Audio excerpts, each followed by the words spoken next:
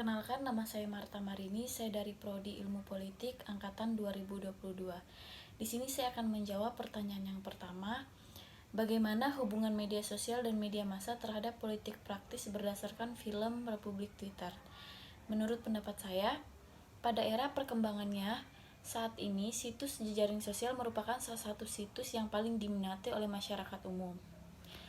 Dengan begitu banyaknya jenis dan pengguna di setiap sosial media yang kini berkembang, membuat banyak pula dampak dan dengan sengaja memanfaatkan sosial media untuk dapat mencapai tujuan yang hendak dicapai dalam segala aspek kehidupan. Salah satu bidang yang cukup banyak sangat bergantung dengan teknologi komunikasi adalah bidang politik. Karena di dalam bidang politik ini, komunikasi politik sangat penting dalam politik. Salah satu bentuk kegiatan politik yang terdapat dalam film Republik Twitter ini adalah pencitraan politik.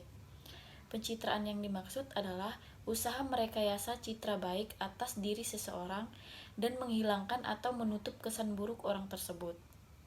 Dengan demikian, masyarakat akan menilai baik orang tersebut, meskipun pada kenyataannya mungkin tidak sebaik yang dicitrakan.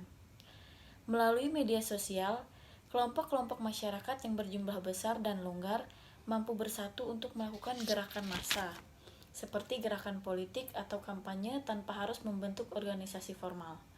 Untuk itu, tema dari film Republik Twitter ini adalah jejaring sosial yang sedang sangat booming dan adanya pergeseran bentuk budaya tentang bagaimana media sosial itu dimanfaatkan untuk media pencitraan yang erat kaitannya dengan nuansa politik yang sedang berkembang akhir-akhir ini. Untuk pertanyaan yang kedua, apakah kisah pada film ini benar-benar terjadi di dalam kehidupan kita? Menurut pendapat saya, iya pernah terjadi, karena di dalam film Republik Twitter ini menjelaskan tentang media sosial yang sedang booming digunakan. Namun penggunaan dari media sosial ini ada dari segi negatif dan dari segi positifnya. Kalau dari segi positifnya, penggunaan media sosial ini digunakan untuk mencari informasi penting.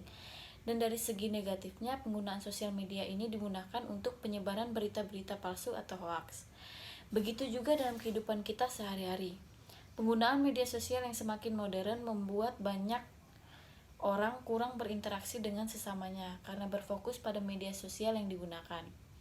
Banyak sekali kasus penyebaran berita-berita palsu atau hoaks yang terjadi sekarang, yang disebarkan melalui internet. Dalam kehidupan sehari-hari, kita pasti menemukan banyak kasus yang terjadi di media sosial, entah itu tentang kasus politik dan lain sebagainya.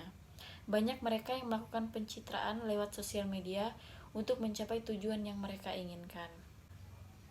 Untuk pertanyaan yang ketiga, yaitu bagaimana cara menjadi mahasiswa sebagai partisipan atau pemilih yang bijak dan cerdas menjelang kontestasi Pilpres 2024. Menurut pendapat saya, cara menjadi mahasiswa sebagai partisipan pemilih yang bijak dan cerdas menjelang kontestasi Pilpres 2024 adalah dengan cara mencermati seluruh calon pemimpin selama masa kampanye. Di tengah banyaknya calon, kita sebagai mahasiswa harus benar-benar selektif. Di tengah keperkembangan era digital, peluang munculnya tindakan negatif terhadap pemilu perlu diwaspadai. Media sosial dapat dijadikan ruang untuk penyebaran informasi tidak benar atau hoaks dan kampanye terselubung. Oleh karena itu, kita sebagai mahasiswa harus dapat menjadi pemilih yang cerdas, dapat mencermati informasi-informasi yang beredar, dan mencari sumber-sumber terpercaya.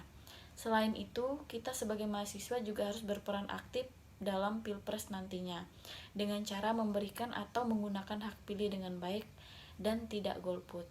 Sekian dan terima kasih.